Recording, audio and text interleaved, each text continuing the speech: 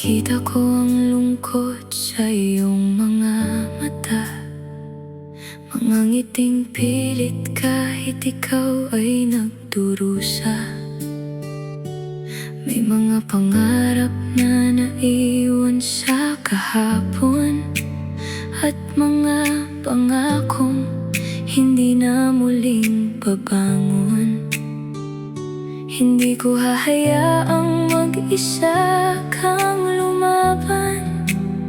Kung gusto mong umiyak, nandito lang ako, handang pakinggan. Dahan-dahan lang, huwag mong pilitin ang puso. Hindi lahat ng sugat ay agad naghihilom. Kung kailangan mo ng taong mananatili, ako'y narito kahit hindi mo pa mapili. Hindi kita hihilahin palayo sa nakaraan.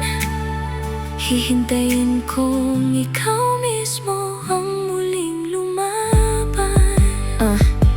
Alam kong may pangalan pa rin bumabalik sa isip mo. May mga gabing siya pa rin ang laman ng panaginip mo. Hindi ako makikipagagawan sa alaala, dahil alam kong mahalaga ang bawat luha. Hindi ko papalitan ng lahat ng naiwan niya, pero ipapakita kong may pag-asa pa.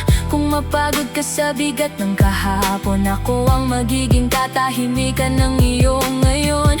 Hindi ako humihingi ng kapalit o pangako, sapat nang makita kitang unti-unting bumabangon.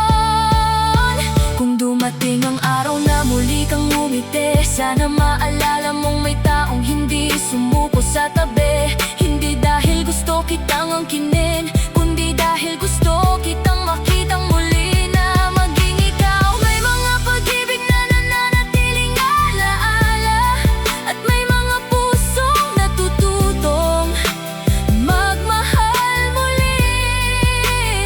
Hindi ko alam kung saan tayo dadalhin ng panahon, pero habang narito ako, hindi ka nag-iisa. Hindi ko hihilingin kalimutan mo ang dati, dahil bawat sugat mo'y bahagi ng pagkatao mo ngayon. Ako'y narito lang hindi para palitan ng kahapon, kundi para iparamdam na may bukas pagkatapos ng kahapon. Kung mabigat ang bawat hakbang, sasabayan kita. Kapag napagod ka, may taong hindi aalis sa tabi mo.